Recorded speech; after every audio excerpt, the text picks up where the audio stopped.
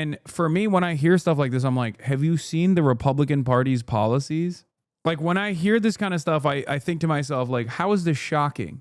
We are 2 election cycles away from the president speaking like that. That's what it feels like to me. Because the policies already reflect this vile attitude that people have.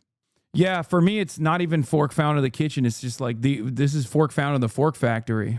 Because I've known that the young Republican crop is almost entirely grouped up.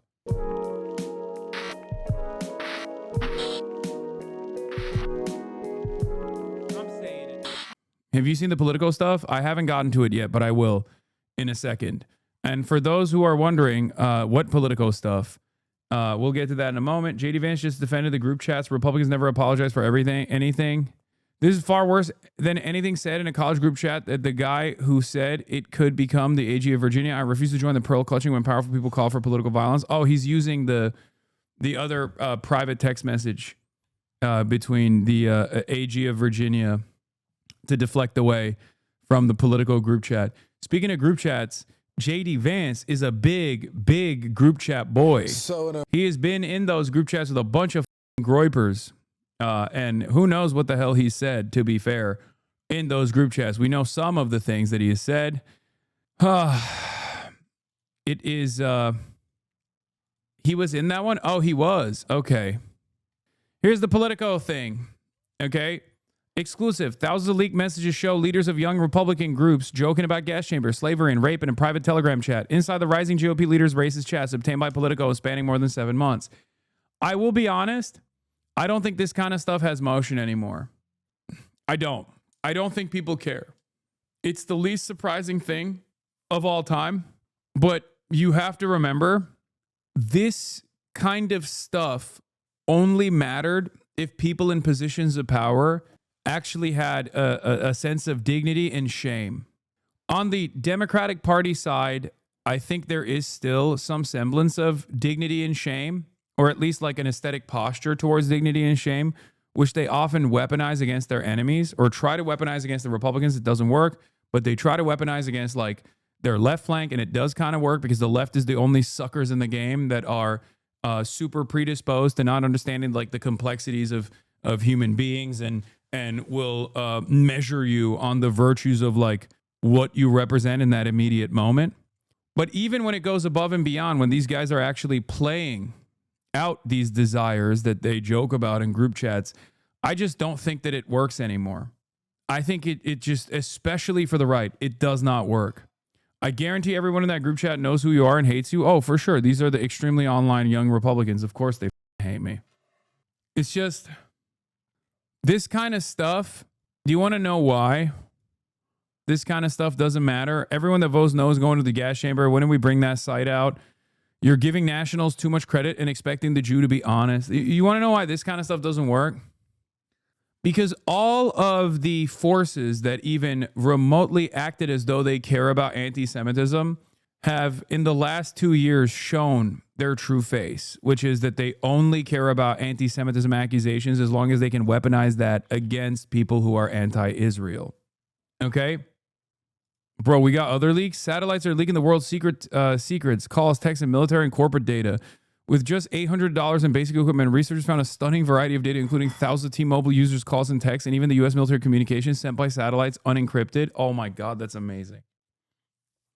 Anyway, the other reason why this stuff doesn't matter anymore is because of the weaponization of shamelessness demonstrated by the Republican Party. And last but not least, look at Twitter. This kind of communication is no longer just done in private chat groups that actually showcase people's secret opinions. People say this stuff publicly and get hundreds of thousands of views on Twitter. The permission structure for neo-Nazi sentiment has expanded. The permission structure for being a reactionary has expanded dramatically. Okay? A part of that, and I think about this all the time, a part of that I think is just the way we communicate and the way we spend time online. As more and more of our interpersonal communication development actually takes place in an environment that is utterly removed from like your all of the other markers of what makes you a human being, where you can't tell if the other person on the other side of the screen is actually a fully fleshed out adult with a fully functioning brain or an absolute sociopath, you end up assuming neutrality across the board. You end up assuming, I think, that the person that you're communicating with online is basically you on the other side. Like their background resembles you to a certain degree. Sometimes I'm reminded that that is not the case when, I don't know, one of these like Twitter accounts will be like, I'm 21, or they'll talk about like age gap relationships or something. Like a political account that I follow will talk about like age gap relationships. It'll be like a 23-year-old and a 20-year-old should never date. And I'm like, oh my God, you're literally a child. Like that's when I remember that like I'm getting information from an actual child. Okay. And I think this environment, the way that we, the more we communicate almost exclusively online, the more vicious we become as well. And I'll give you one example of this, right? I think you're wrong. This still does matter in political circles. I believe all but one of the people mentioned in this article have been fired from their jobs or resigned. We're not at peak acceptance of racist garbage and shamelessness yet. Scary, it could get worse. Maybe. But I think if that was the case, Turning Point USA would have been shuttered a long time ago, especially considering that this is exactly what TPUSA used to do all the time. And look where TPUSA is now. Charlie Kirk just got a posthumous Medal of Honor today. And for years and years and years, we saw Turning Point USA get, for years and years, we saw Turning Point USA get this kind of coverage over and over again. And look where it's at now. Yeah, Big Balls remained in government after his racist messages got leaked. I think they just don't care.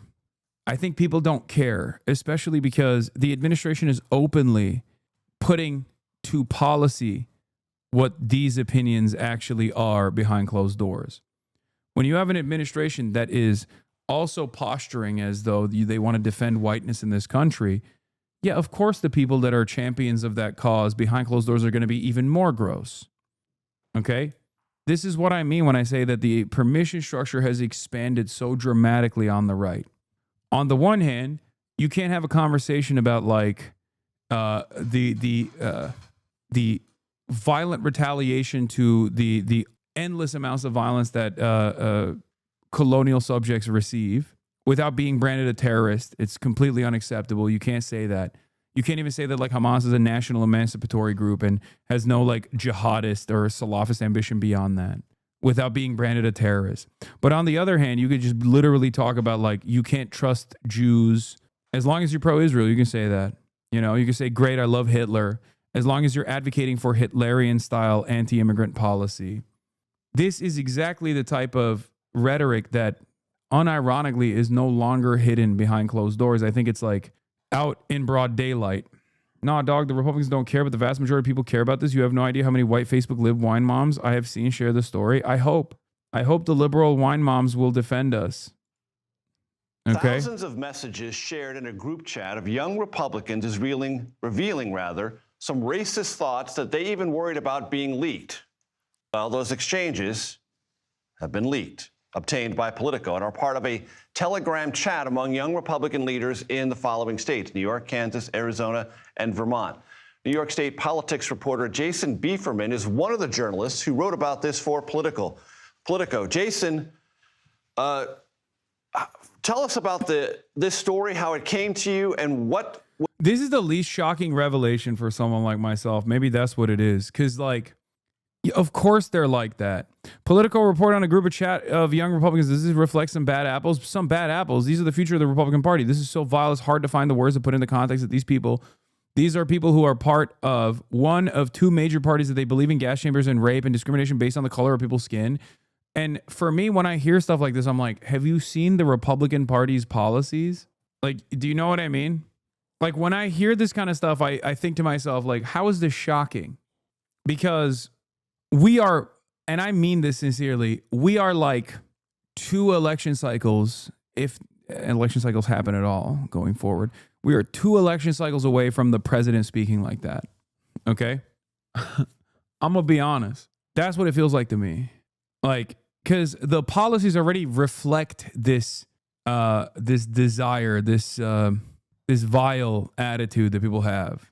And slowly but surely, the Republicans have redesigned political discourse in this country to make people, sometimes by force, be much more open towards this kind of ridiculous, fascist, violent policy making. For us, it's a fork found in the kitchen moment, but for people who are less tapped in, it genuinely is upsetting to see. It's also especially insane because people in the older generations, especially older libs, don't see people in Gen Z and Gen Alpha talking like this because they see the younger generation as a hopeful generation that will fix everything. Yeah, for me, it's not even fork found in the kitchen. It's just like this is fork found in the fork factory, because I've known that the young Republican crop is almost entirely groped up. You know, yeah, Hitler Youth found beside Hitler. Like, for us in this community, for us in this chat, for as tuned in as we are to like the back and forth and the commentary on the right wing spaces nowadays, does this come even remotely as a surprise to you that a group chat of young Republicans leaked and it reflects the virtues, the values that you see from young Republicans that publicly posture in this way all the goddamn time? For me, I'm like, yeah, of course they're saying this shit. Of course they are.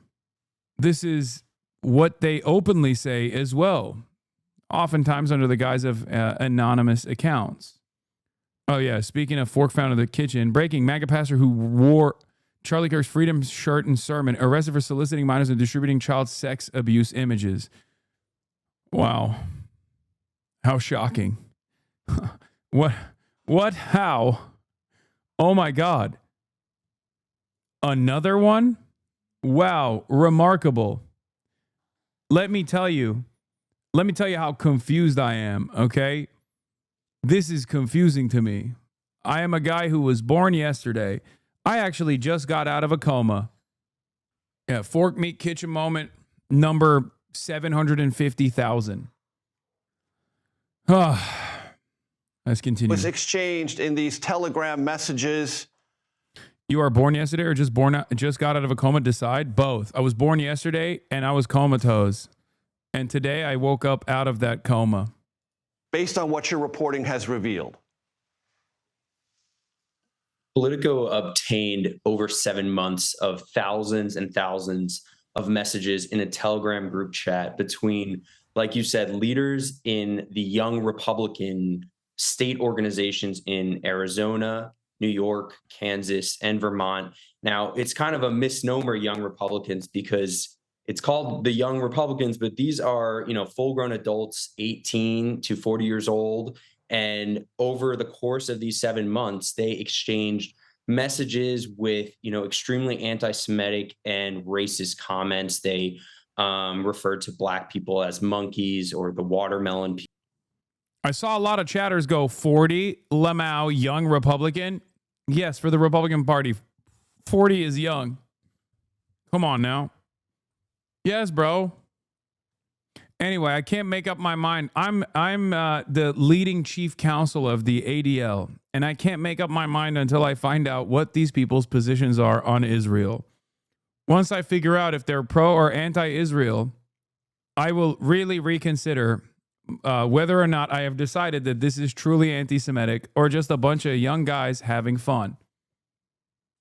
People they called rape epic. They talked about the love of Hitler with factions of their party, or even supporting slavery. This was a chat with members elected to lead their states within a prominent Republican youth political organization that numbers 15,000 people. And they were in a campaign to lead this organization nationally. My colleague and I, my colleague Emily No, we really looked into this and wanted to see, why are they speaking like that to each other? And does this have anything to do with kind of the way that the norms of our political discourse have been changing? Yeah, ADL thought watermelon people referred to Palestinians, so they were like, this is actually A-okay.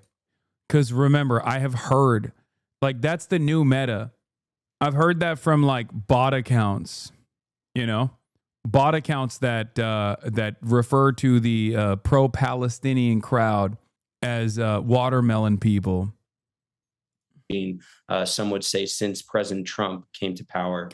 It's just, bro, like the Department of Homeland Security is literally Groyper posting every day, bro. They are literally straight up Hitler posting. Oh my God, these are the racist Nazi losers. Of course they are. Oh my lordy, lordy. Holy moly. Oh, it is, dude. This is why fascism is a loser ideology, okay? It is a loser ideology. It's an ideology that you only abide by if there is something lacking in your life, okay? And it's not because they're like thick and chunky. There's plenty of thick, chunky boys out there who are fighting the good fight, but you can see them reeking with insecurity. Fascism is the ideology of losers. They have no great ambition to redesign society in an equitable fashion. They have no interest in helping others. They simply are constantly engaging in battle and in some instances violence to restore a mythological project of person because it's something that they lack internally. They have something that's missing, and that insecurity causes them to fantasize about the entire in-group being this superior, playing a superior role in society, and we have to like reassert dominance in this way. That's what it is. That's what I've seen in so many circumstances. Like when you're lacking something in your life and you have a sense of overwhelming entitlement and your personal experiences in the real world do not match what you thought society owed you, you turn to ideologies like fascism. Okay? That's when you do it. You turn to an ideology like fascism because like, oh, we're big and strong actually. We're descendants of Vikings. We're descendants of great Roman legionnaires. We're descendants of Romans, which is really interesting because Rome was an unimaginably diverse empire. Like these guys would literally look at like all of those like 5'4" North African dudes and be like, these were the this is the beacon of white excellence. Like this doesn't make any sense, but it's just you only go back to this mythological higher being and what your personhood actually represents, this broad unit that you're a part of that is destined by God to dominate, if you are deeply insecure about what's going on in your immediate life. And sometimes the inflection could be something as stupid as like not getting pussy. Okay? Straight up. Just like other people get laid, I can't. Why not me? I deserve it as well. If only they knew that I was at the top of the racial pecking order. Hasan, better watch your knees. What does that mean? Are you saying I'm old? Because you're not wrong. I am getting there. I'm getting up there in age. A friend of mine got blackmailed to leak in these chats, a total coward and useless piece of shit. One of the people in here, he attended his wedding with me and still sold him over to the devil, all for some useless YR beef, young Republican beef. And then the GOP condemned them. These people. The GOP threatened to fire my friend and vice chairman from his AG job because of TikToks I posted about immigration. I wasn't allowed to talk about replacement theory or any mainline immigration stances. They asked me to resign over Trump's green card diploma mill comments. I was blacklisted by Young Republican National and blocked by their accounts because their leader is a BLM sympathizing closet case. Oh, the GOP tried to fire my friend. Everyone in this article is a patriot and everyone attacking them is a dirty, treacherous, impotent, cowardly bundle of sticks. They all deserve to be destroyed. I like that Evan says, own your beliefs. I think he is, to be fair. To be fair to the neo-Nazi, it seems like he is owning his beliefs. He's saying that the Republicans or the Republican Party broadly is not owning their beliefs. A bundle of sticks, I assume, is the F slur, right? That's what he's like. I guess he isn't owning his beliefs in that regard because he won't say the F slur. Instead, he's just saying bundle of sticks. He is whining about the leak, though, is Evan's point. True. All right, let's get to the article. The article is titled, I Love Hitler. Leaked messages expose young Republicans' racist chat. Leaders of young Republican groups throughout the country worried what would happen if their Telegram chat ever got leaked, but they kept typing anyway. They refer to black people as monkeys and the watermelon people and mused about putting their political opponents in gas chambers. They talked about raping their enemies and driving them to suicide, and a lot of Republicans who they believe support slavery. William Hendricks, the Kansas Young Republican vice chair, used the words N-word and variations of a racial slur more than a dozen times in the chat. Bobby Walker, the vice chair of the New York State Young Republicans at the time, referred to rape as epic. Peter Junta, who at the time was chair of the same organization, wrote in a message sent in June that everyone that votes no is going to the gas chamber. Junta was referring to an upcoming vote on whether he should be chair of the Young Republican National Federation, the GOP's 15,000-member political organization for Republicans between 18 and 40 years old. I'm going to create some of the greatest physiological torture methods known to man. We only want true believers, he continued. Two members of the chat responded. Everyone that votes no is going to the gas chamber. When do we start bullying, dude? We have a solid 3 people who can probably have them want to jump. If they vote for us, why would they be gas? When do we bring that side out? I'm going to create some of the greatest physiological torture methods known to man. We want only true believers. Can we fix the showers? Gas chambers don't fit the Hitler aesthetic. I'm ready to watch people burn now. We got to pretend that we like them. Hey, come on in. Take a nice shower and relax. Boom, they're dead. Gas chambers is a Dutch oven. That's...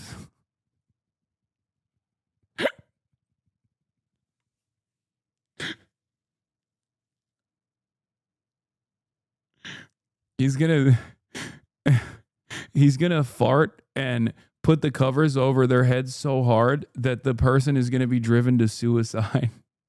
Also, it doesn't make sense. Gas chambers absolutely fit the Hitler aesthetic. What is this guy saying? Not to be that guy, but like, is that just like, is he also like denying the Holocaust while demanding more of it? Because it kind of feels like it, where he's literally, he goes, can we fix the showers? As in like, you know, it's like a common Holocaust denial, while simultaneously, like guess he wrote that. Next sentence reveals the statement. Can we fix the showers? Gas chambers who don't fit the Hitler aesthetic. Joe Maligno, who previously identified himself as general counsel for the New York State Young Republicans, wrote back. He just thinks that they only use shower traps and not actual gas chambers because he's historically illiterate. I'm ready to watch people burn now, Annie K. Katie. That's what Annie K. Katie? New York's National Committee member said. The exchange is part of a trove of Telegram chats obtained by Politico and spanning more than 7 months of messages among young Republican leaders in New York, Kansas, Arizona, and Vermont. The chat offers an unfiltered look at how a new generation of GOP activists talk when they think no one is listening. Since Politico began making inquiries, one member of the group chat is no longer employed at their job, and another's job offer was rescinded. Prominent New York Republicans, including Representative Elise Stefanik and State Senate Minority Leader Rob Ortt, have denounced the chat. And festering resentments among young Republicans have now turned into public recriminations, including allegations of character assassination and extortion. The 2,900 pages of chats shared among a dozen millennial and Gen Z Republicans between early January and mid-August chronicle their campaign to seize control of the National Young Republican Organization on a hardline pro-Donald Trump platform. Many of the chat members already work inside the government or party politics, and one serves as a state senator. Together, the messages reveal a culture where racist, anti-Semitic, and violent rhetoric circulate freely, and where the Trump-era loosening of political norms has made such talk feel less taboo among those positioning themselves as the party's next leaders. The more the political atmosphere is open and liberating, like it's been with the emergence of Trump and more right-wing GOP even before him, it opens up young people and older people to telling racist jokes, making racist commentaries in private and in public, said Joe Fagan, a Texas A&M sociology professor who has studied racism for the last 60 years. He's like, I've been studying racism for the last 60 years, and let me tell you, okay, shit's gotten so much more open, which is ironic because that's literally what I've been saying. So I guess you don't have to be a professor of racism to recognize this, okay? This man is a professional racist. This man is a doctor of racism, okay? It turns out your boy, your dumb favorite Twitch streamer, also has a doctorate in racism, maybe a PhD. I'm an engineer of racism. This is Annie Kate. Annie K. Katie, Bobby Walker, and Peter Junta and Joe Maligno are the ones that talk shit in here, lol. What's up with young Republicans, bro? They always look the same way. What is this aesthetic? Anyway, but yeah, see, look. Young people and older people use the expanded permission structure of jokes or racist quips left and right in an effort to normalize this kind of behavior, normalize this kind of attitude. And that normalization also obviously revolves around the policy-making apparatus. In the past, Republicans used to still have racialized policies. That much is true, right? But nowadays, they also openly say that they're doing this for racial animus. And the more this becomes commonplace, I think the more it softens people's approach.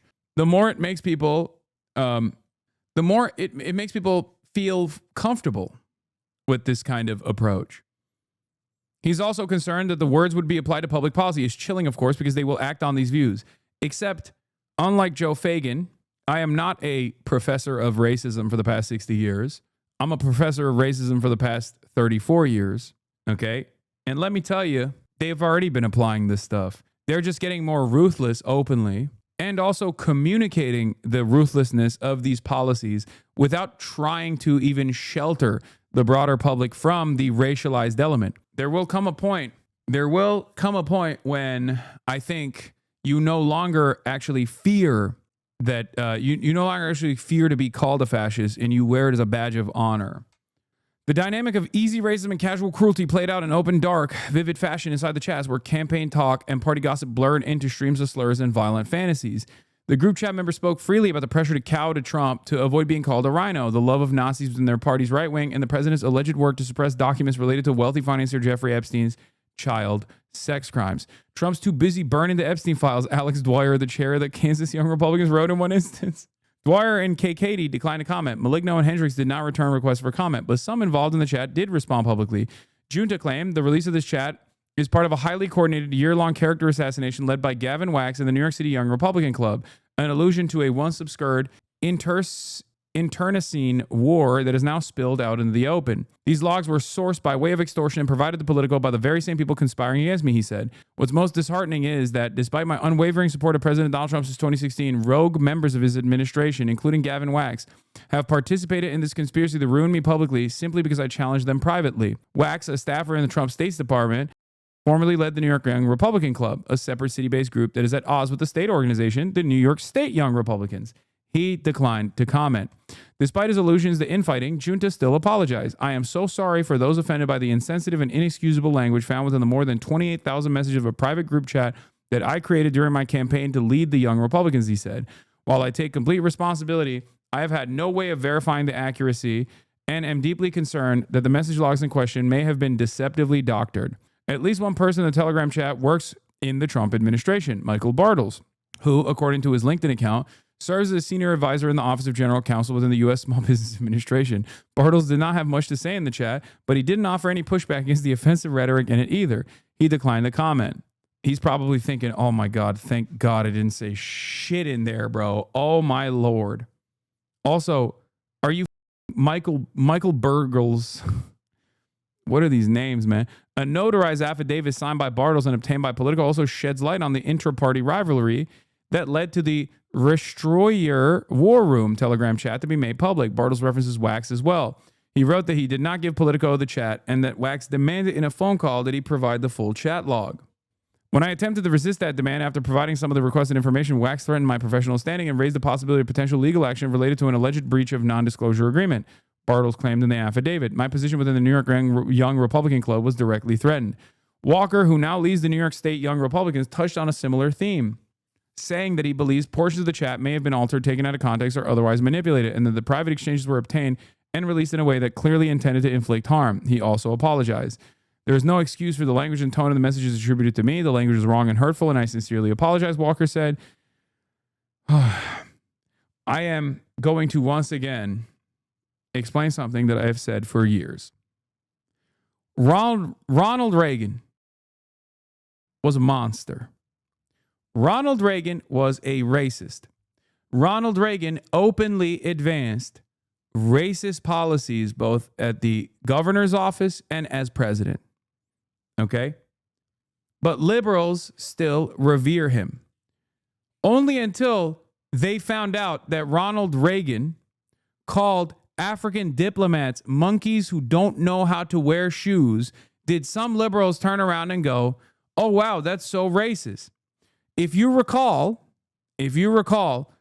that was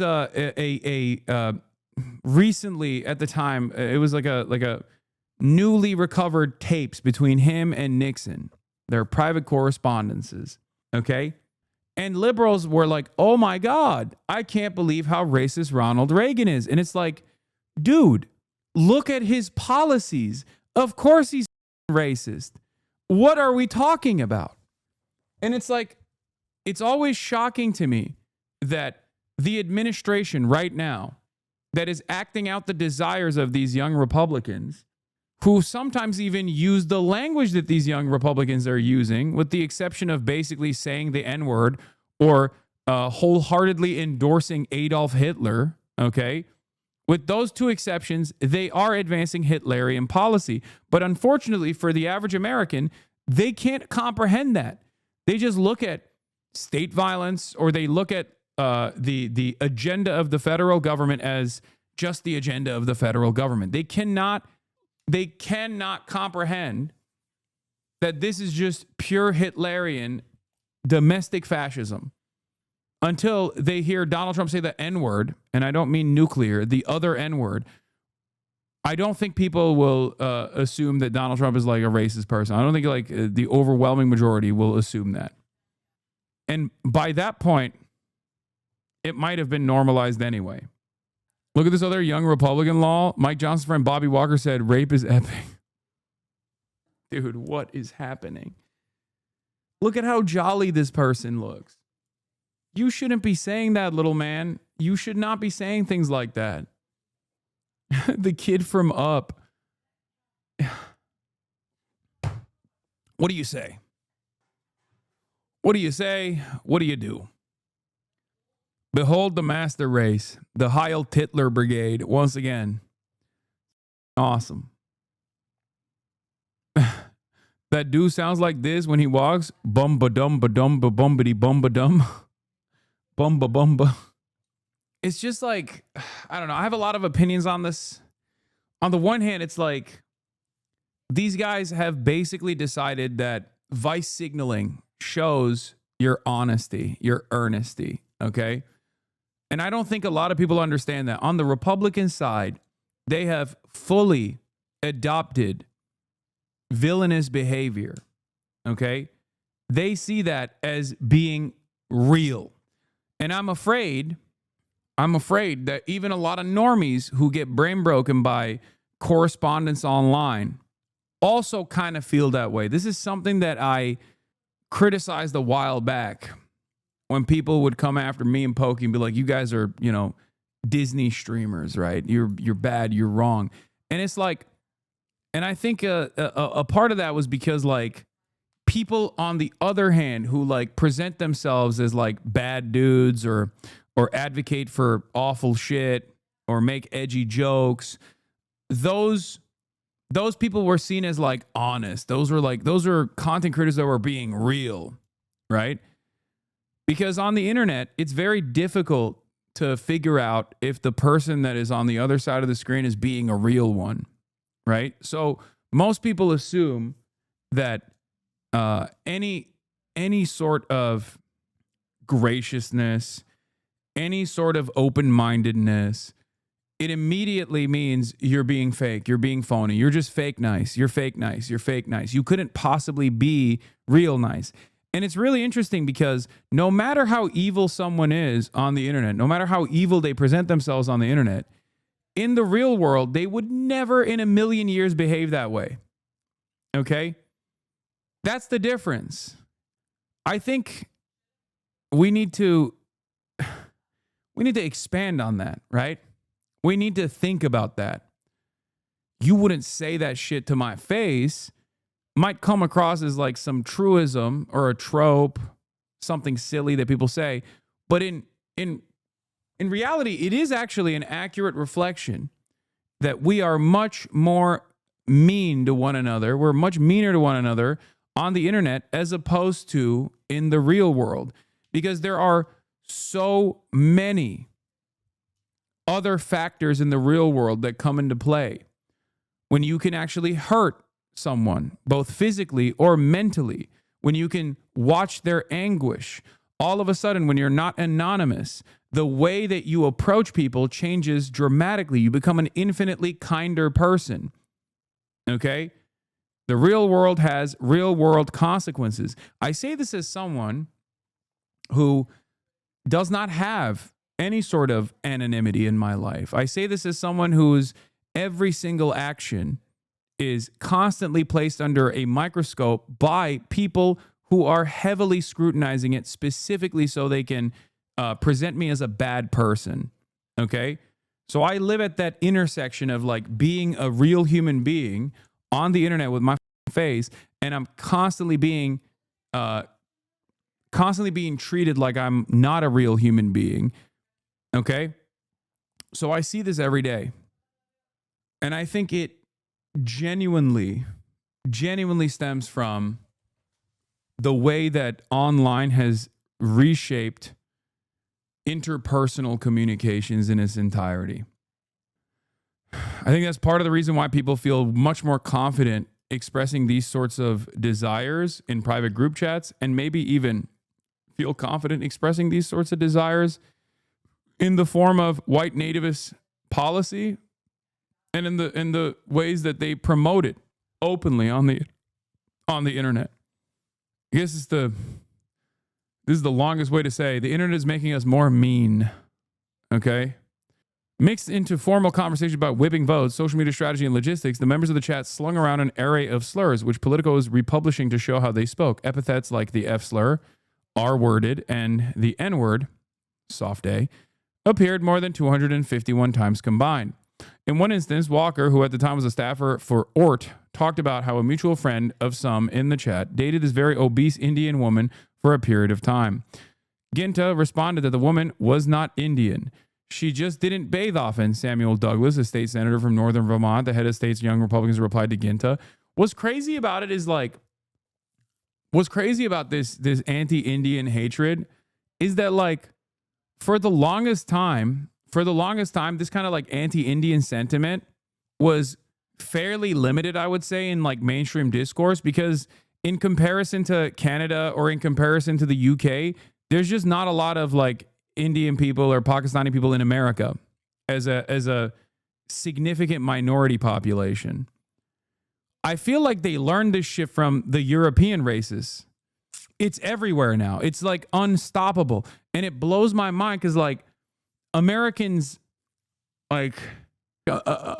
don't really know the P slur, for example, right? Like I used to talk about that all the time. Like the P slur, Pakistani shortened to the first four letters, is not known in the United States of America as like a common slur. And it's really interesting because it's so not known as a common slur that like I think George W. Bush once famously said it and didn't realize that he was saying a slur and had to apologize for it. Whereas in Canada or in other places, in other British colonies, where there is a higher density of brown migrants, specifically from places like India and Pakistan, that is like a slur that people know. And it's a big no-no. It's very interesting. I guess what I'm trying to say is the racism doctorate recipient here is that Americans have advanced on their racism. And you're confusing George Bush with KSI? No, dude. Act presidential, the linguistic faux pas, an embarrassment. In yesterday's speech advocating for peaceful negotiations between longtime rivals India and Pakistan, President Bush stressed that the U.S. is working hard to convince both the Indians and the bleep that there's a way to deal with their problems without going to war. The White House said Bush had no idea the P word was considered an ethnic slur.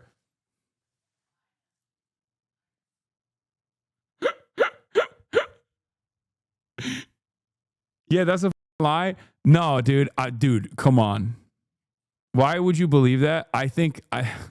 Because I know how stupid George W. Bush is. And I think some of you are too young. That's how his advisors spoke? Maybe. But I think George W. Bush is notoriously stupid. This is probably true. It's unlikely that Bush would want to upset Pakistan given its importance to the cause of the moment. However, Bush's offhanded, if unwitting insult, the White House's subsequent dismissal of it, and the fact that the whole ordeal was largely ignored by the American media will only worsen the United States' already lousy international sensitivity record. Yeah. The reason why they largely ignored this is because in America, people don't know that as like a slur. That's probably the reason why they largely ignored it. Anyway, the broader point that I was trying to make is that like Americans don't know this because Americans don't have didn't have the advanced racism of other British colonies, especially against, like, this doesn't mean that there wasn't anti-Indian hatred, for the record. Make no mistake. Of course there was. But it was like making fun of Indians for owning 7-Elevens or something. You know what I mean? It wasn't like as advanced as the Euro-style anti-Indian hatred is. I'm Pakistani American, and most other Pakistanis I know didn't even know it was a slur law. Yeah. In America, the most common form of racism I feel like that Indians experience was when people asked them if they're a 9/11 brown person or a 7-Eleven brown person. Like that was what they would that's what they would say. Americans, I'm trying to explain, are indiscriminate in their discrimination. Okay? They don't have the advanced mind of a Euro style racist, if that makes sense. It's just they don't really care. They're like, you're not white. That's all I care about. Okay, you look kind of brown to me, boy. And that's their starting point. Calling all Asians Chinese, stuff like that. I can't tell if that's more advanced or less advanced racism when you really think about it. Because I feel like with accelerated transphobia, for example, like the most transphobic people know shit about trans culture that like the average trans person doesn't know. You know what I mean? Like they've studied the ancient tomes of like trans medical research and shit specifically to be more hateful, more successfully. Okay? More sophisticated versions of hatred. Anyway, let's just get back to it. In a separate conversation, Ginta shared that his flight to Charleston, South Carolina landed safely, then offered some advice for his fellow young Republicans. If your pilot is a she and she looks 10 shades darker than someone from Sicily, just end it there. Scream the no-no word, Ginta wrote. Douglas did not respond. Dude, what is up with this shit, bro? These,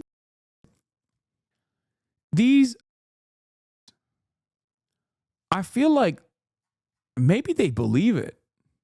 This is like unbelievably childish that it always made me feel like, oh, they're just saying that because they want to signal to other people that they're the right kind of racist. But like who the makes this calculation, bro?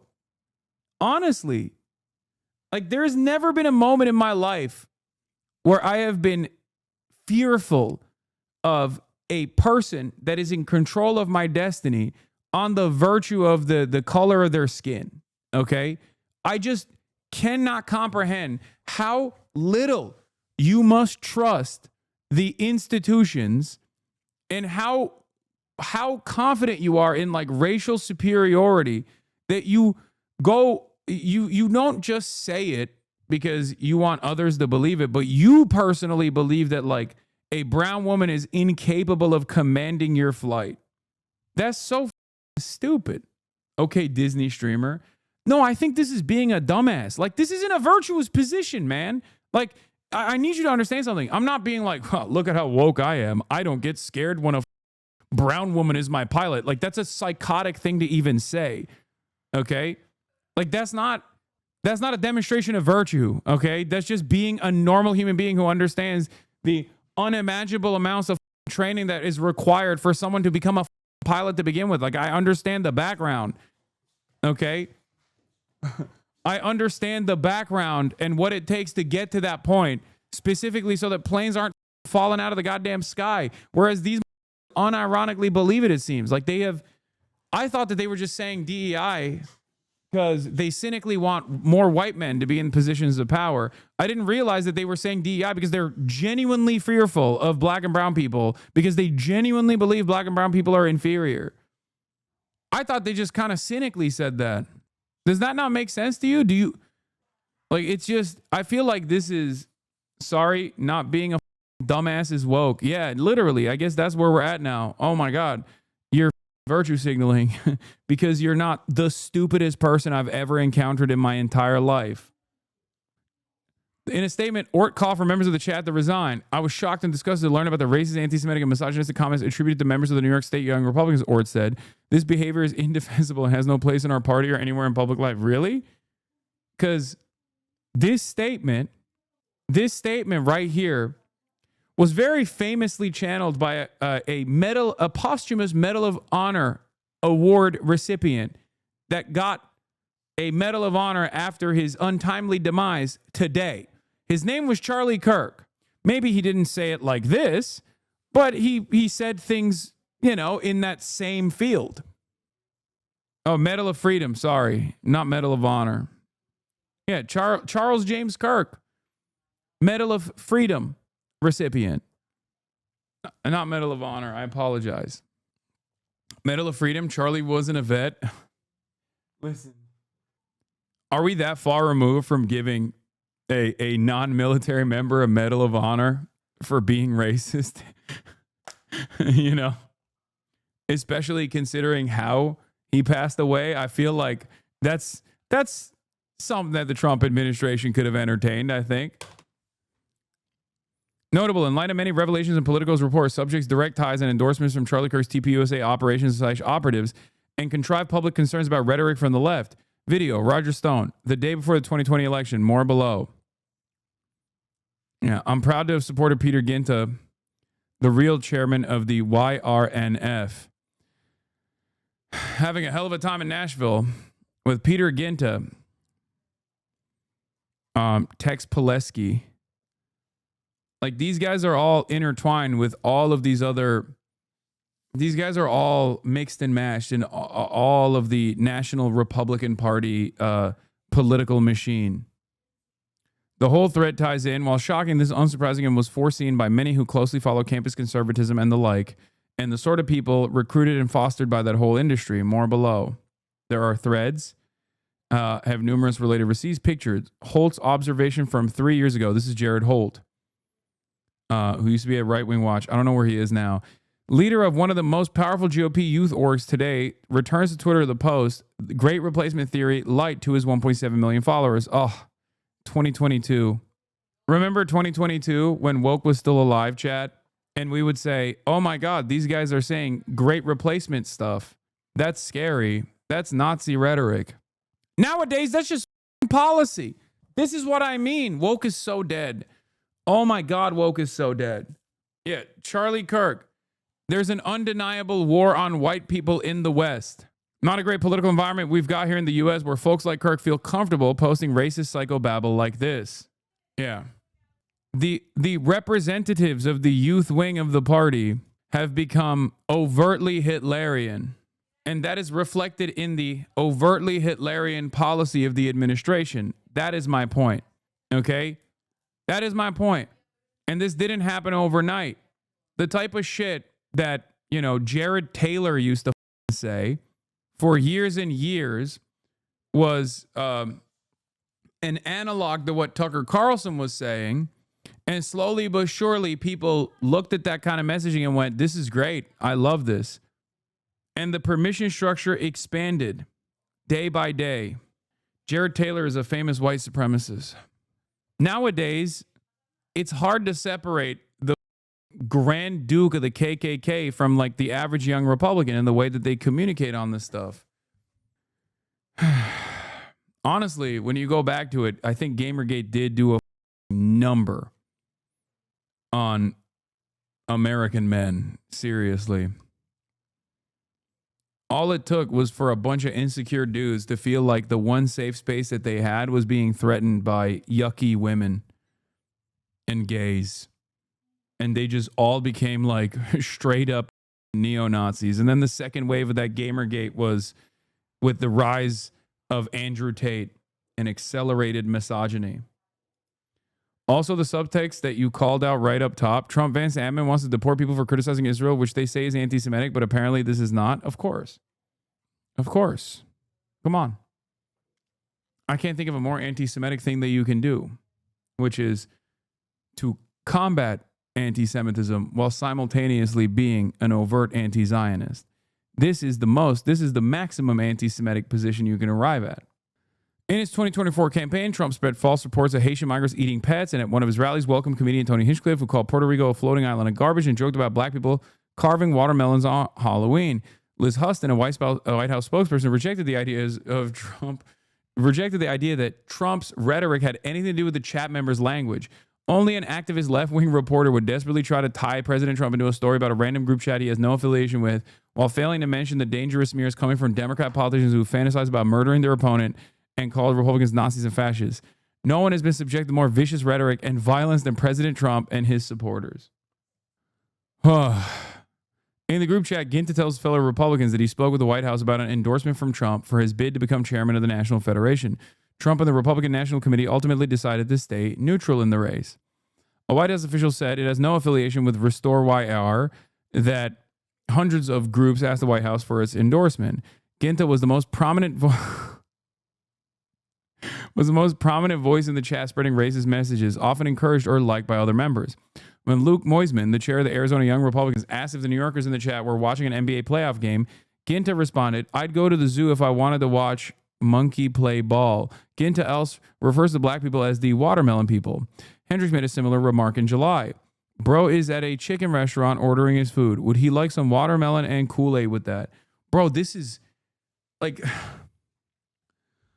I feel like this is so... Like, this is either like 70-year-old racism or like a 7-year-old's racism. Like, this is not... Do you know what I mean? Like, this is the type of racism that like 7-year-olds hear from their grandparents and then say in the playground until, you know, they actually get into trouble. They experience their first time out or some shit. It's so strange. Oh, you're at a chicken restaurant? What's next? Watermelon and Kool-Aid? Like, what the Hendricks was a communication assistant for Kansas Republican Attorney General Chris Kobach until Thursday. He also said in the chat that despite political differences, he's drawn to Missouri's Young Republican organization because Missouri doesn't like F slurs. Wait, this is the guy? This is Hendricks? I think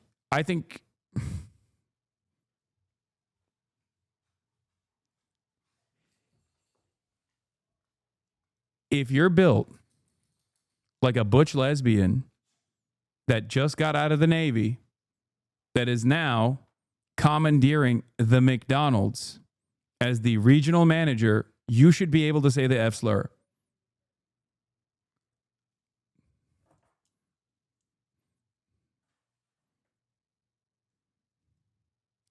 It's actually up because ladies who look like this are some of the kindest individuals on the planet. They're the most aggressive in defending social justice, and they have such kind hearts in general. This haircut is appropriation, though. Butch lesbians, fight back. Do not allow this. This is literally my non-binary aunt. Messed up.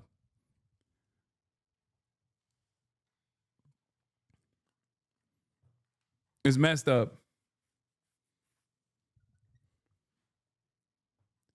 This is the built-in haircut of the most selfless lover who spends their entire lifetime rescuing former dogfighting pit bulls. Okay.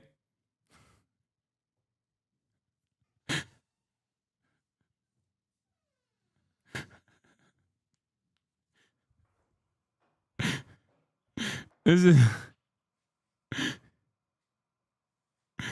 like, this person would not be out of place at a No Kings rally with a protest placard that reads like, hands off my body or something. Okay.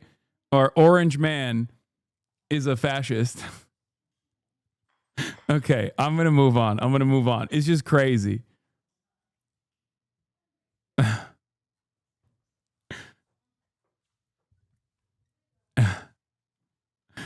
Politico reached out to Denadri Herbert, a spokesman for the Attorney General who serves the Kansas GOP chair, and shared with her excerpts of the chat involving Hendricks. In response, Herbert said, "We are aware of the issues raised in your article and that Hendricks is no longer employed in Kobach's office." Great. I love Hitler. What the? Yeah, I had some back and forth with the VC in Michigan. Current chair is a deer in headlights. We have a call on Wednesday. Many agree. He did say my delegates I bring will vote for the most right-wing person. Great. I love Hitler. In another exchange, Dwyer, the Kansas chair, informs Ginta that one of the Michigan's young Republicans promised him the group will vote for the most right-wing person to lead the national organization. Great. I love Hitler, Ginta responded. Dwyer reacted with a smiley face. Few minority groups are spared. Ginta, who serves as chief of staff to the New York State Assembly member Mike Riley, ultimately fell 6 points short of winning the chairship to lead the Young Republican National Federation earlier this year. Was it like he was too racist or something? Is that what it is? Like, or was he not racist enough?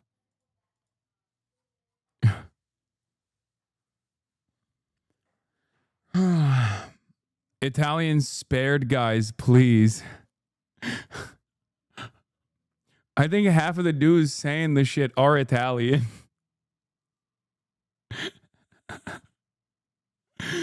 Earlier this year, Stefanik accepted an award for the New York State Young Republicans. She lauded Ginta for his tremendous leadership in August and had her campaign and the political PAC she leads donate to that state organization. Alex DeGrasse, a senior advisor for Stefanik, said the congresswoman was absolutely appalled to learn about the alleged comments made by leaders of the New York State Young Republicans and other state YRs in a large national group chat. According to the description provided by Politico, the comments were heinous, anti-Semitic, racist, and unacceptable. He continued, noting Stefanik has never employed anyone in the chat. If the description by Politico was accurate, Congressman Stefanik calls for any New York young Republicans responsible for these horrific comments in this chat to step down immediately. Stone also condemned the comments in a statement. Do we even believe that prominent national Republicans don't also speak exactly like this? I certainly don't. I believe that they do speak exactly like this. Am I crazy for this assessment?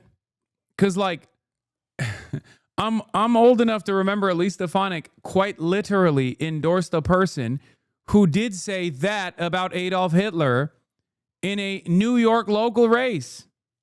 That's not even a joke. She did do that. Okay, let's look it up. Elise Stefanik Hitler. Hey, Hasan, do you still take finasteride? I do. Where is it? Yeah. GOP House candidate. Why is this on imdb.com? What the It's a Rolling Stone article. GOP House candidate backed by party leadership said Hitler is the kind of leader we need. Carl Palladino, whose campaign for New York's 23rd congressional district is backed by House Republican conference chair Representative Elise Stefanik, made the comments to the Our House radio show host Peter Hunt. Okay. Hey, son, I've been a fan for a while, but what the fuck is this? Why haven't you addressed this? And it's an anti-Piker link. You know my ass is not clicking on that on screen.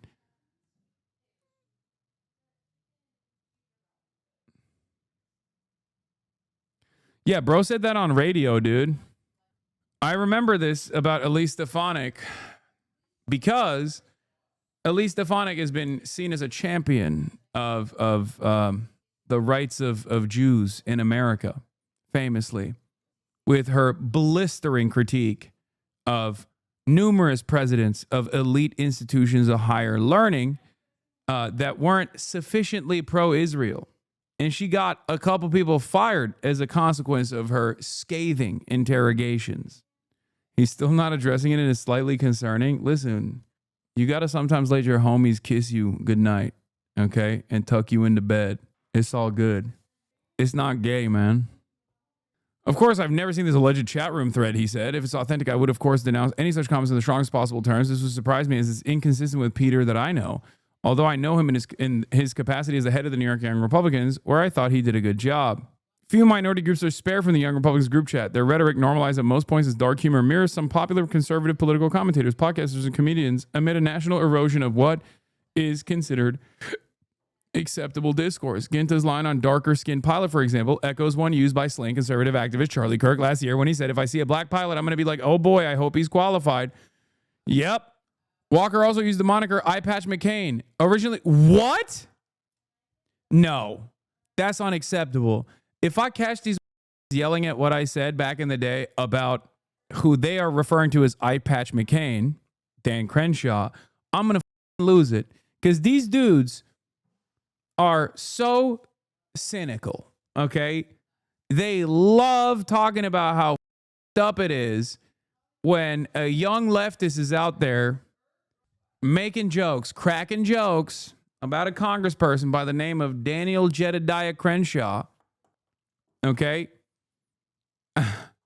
Yeah, how dare they? He's a hero. I was young when I did those jokes. I'm not young anymore, but I was a young leftist when I made those jokes. I'm an old leftist and I still make jokes like that, but I was young at some point. Yeah, one eye hole joke and I'm a monster. Anyway, Crenshaw lost his eye while serving as a Navy SEAL in Afghanistan. Walker also makes the remark, I prefer my war heroes not captured, a repeat of a similar 2015 line from Donald Trump. Art Gibson, a professor at the University of Dayton who specializes in white racial extremism, surmised the young Republicans in the chat were influenced by Trump's language, which he said is often hyperbolic and emotionally charged. Trump's persistent use of hostile, often inflammatory language that normalizes aggressive discourse in conservative circles can be incredibly influential on young operatives who are still trying to figure out what is that political discourse, Gibson said.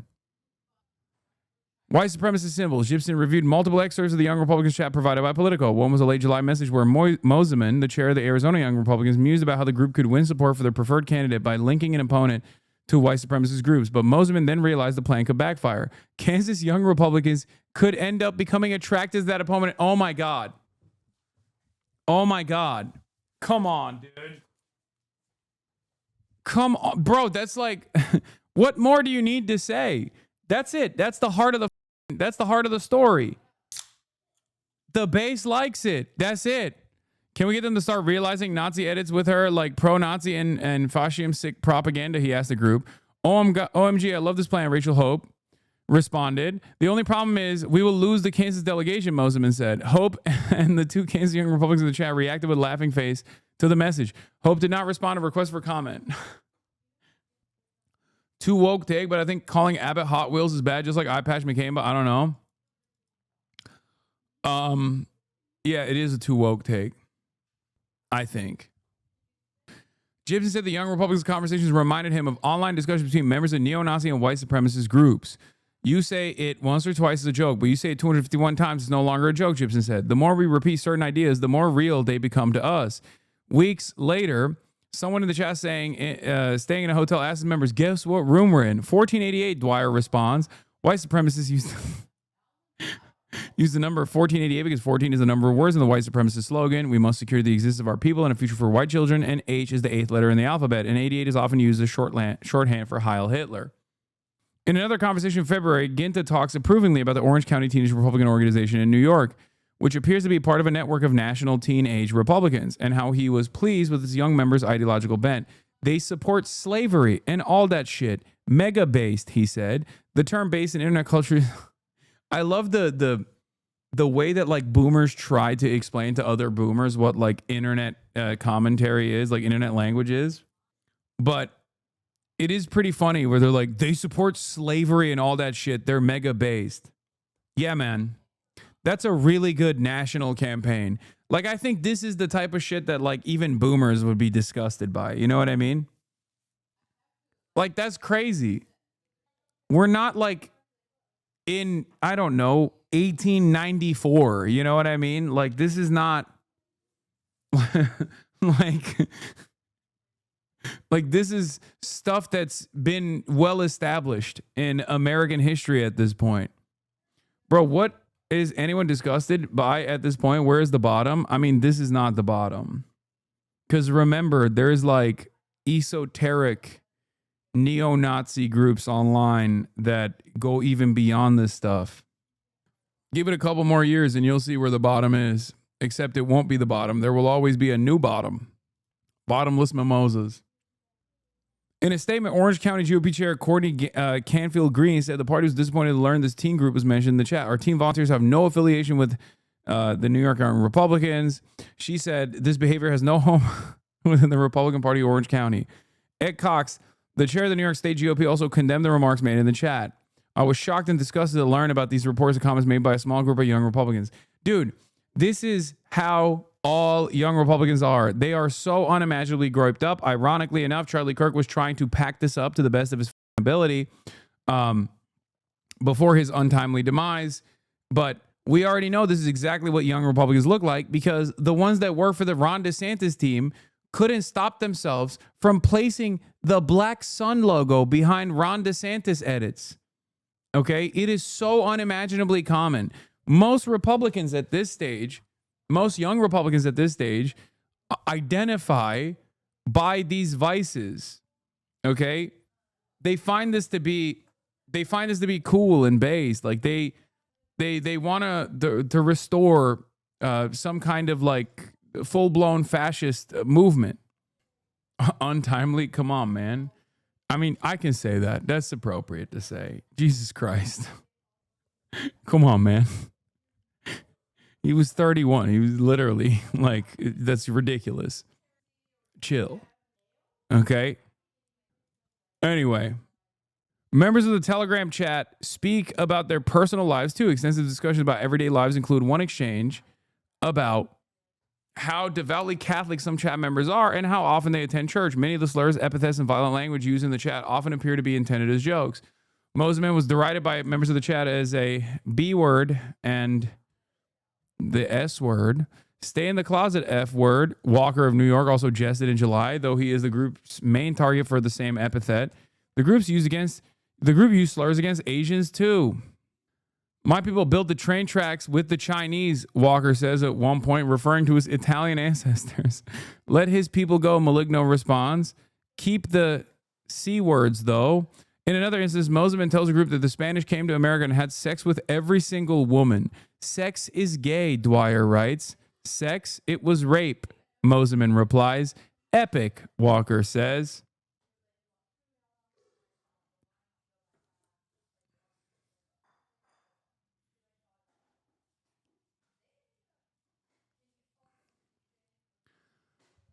I need you to understand that the age range of these people is 18 to 40 in this group chat. It's not 12 to 14, okay? It's 18 to 40.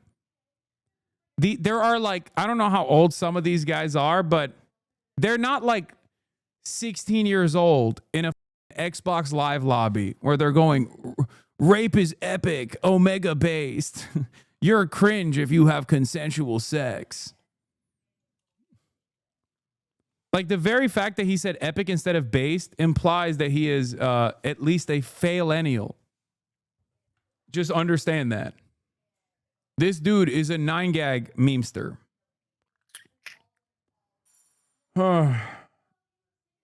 It was pictured with Mike Lawler too. Another Bobby Walker photo. Dude, he is so rotund. Oh my God, he looks like Kyle Rittenhouse bass boosted. I just realized. All of these young Republicans turn into Kyle Rittenhouse. Matt Walsh coming to defend this as edgy. Virginia Attorney General candidate fantasizes about murdering children, and no Democrat at any level call for him to resign or denounce him in any serious way. Meanwhile, a few college kids make edgy group jokes in a group chat, and conservatives are tripping over themselves to denounce it and disavow and call for fines and resignations. Absolutely pathetic. If you still playing by the rules the left sets, but doesn't even follow themselves, you're hopeless, completely hopeless.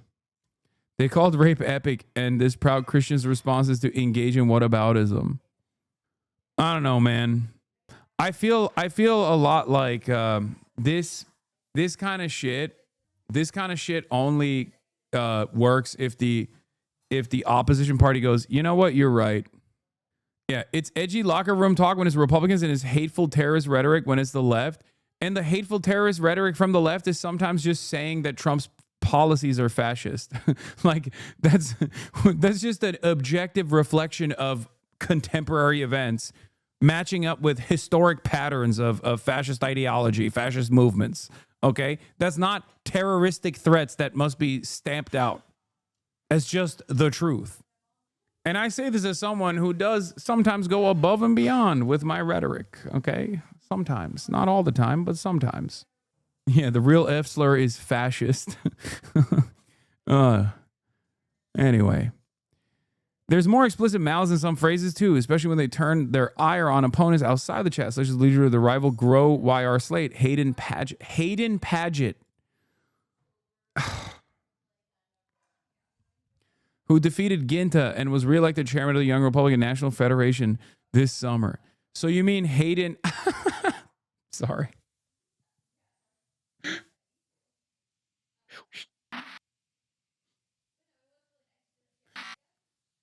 That one caught me off guard. That one's...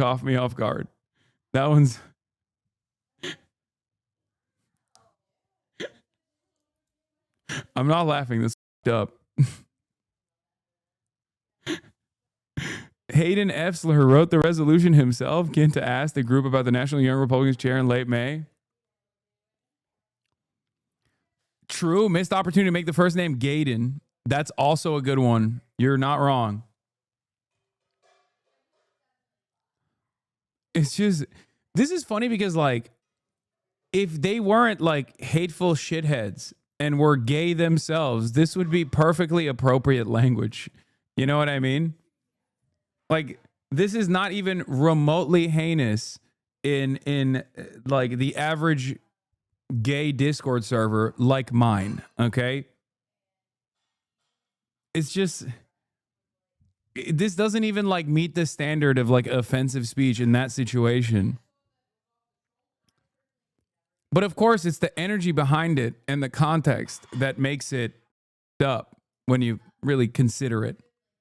Okay? Rape Hayden Moseman. This guy, man, this guy's a real threat. Okay? This is different. This guy keeps constantly talking about raping people. I don't understand what the f*** is going on in this dude.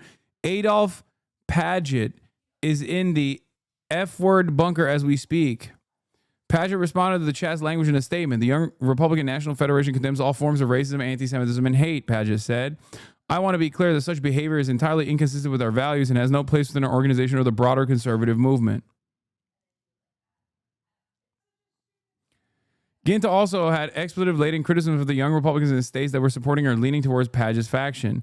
Minnesota F-words, he messaged, continuing, Arkansas, inbred cow, Nebraska, revolt in our favor, block their bind, and have a majority of their delegates Maryland, fat stinky Jew, Rhode Island, traitorous C-words, who I will eradicate from the face of this planet. And no, it's not cracker. It's the one used towards women, unless you're in Australia, in which case you use it all the time. Ginta also said he planned to make one of the competing Young Republicans unalive himself on the convention floor. Dude, come on. You're dropping the F slur left and right. You're calling people like stinky Jews, but you can't say kill himself? Oh my God. What is wrong with Zoomers, man? What the happened? TikTok bricked so hard. In another instance, like, that's crazy. You're saying the N-word in one message, and then the next, you're acting like the TikTok TOS moderators are up your ass. You say unalive. What the is this? This makes no sense. This is a good case study in the case that they had any anti-Israel sentiment. This would be headline news everywhere. I think this is still a big story, regardless, because of how transparently racist these guys are. I think this is like, I mean, I'm sure the Republicans will be like, oh, wow, this is really up, but, oh, well. This is going to put the Young Republicans organization who demanded resignation of the group chat members in an awkward spot. Who are they to say it's bad if the vice president says it's pearl clutching? By the way, I told you that this was going to be the response from J.D. Vance and even Donald Trump and shit, if it even gets to Donald Trump at all. I love how in a story where someone called rape epic, the thing you were most upset about was when one of the literal Nazis said unalive. Yes. Yes. Because on the one hand, they're talking about putting their opponents in gas chambers, but they can't say kill himself. Like that juxtaposition melts my mind. That's the point. You can't on the one hand be like, oh, I can't wait to put people in gas chambers, and then also are like, I'm going to unalive them in the gas chamber. It's like getting mad at Hitler for being in an inappropriate age gap relationship. Okay. Like, what the fuck are we doing? Like, it's crazy. Oh, Jesus. I was going to say you're giving nationals too much credit and expecting the Jew to be honest. Breonna Douglas, Sam's wife and Vermont Young Republicans National Committee member, replied to her husband's message. Breonna Douglas did not respond to repeated requests for comment. If we ever had a leak of this chat, yeah. Politico's report detailed how organization was missing required financial disclosure forms. Subsequent efforts to fill the forms revealed that the organization was more than $28,000 in debt. NYSYR account be like 500 balding cream, 1,000 Ozempic. Walker sent him one message. They'll be declaring bankruptcy after this. I just know it. I drained $10K tonight to pay for my next vacation in Italy. Ginta appeared to joke about the organization bank account. I spent it on massage. Great. Can't wait to get sued by our venture, Walker replies. All right. Anyway, the story basically ends with, in one instance, he joked about bombing the Young Republican National Federation's convention in Nashville and then remarked, just kidding, for our assigned FBI tracker. In another, he considered the totality of the 1,000 messages he and his peers had written and what would happen if the public saw them come to light. If we ever had a leak on this chat, we would be cooked for real, he wrote. Yeah, I mean, do I think that this will... Yeah, it turns out they're wrong. The VP defends it. Yeah, I'm not surprised by that. I think in this day and age, we've gotten to a point where this kind of like shameless, transparent, overt white supremacist, fascist rhetoric is seen as a benefit by those who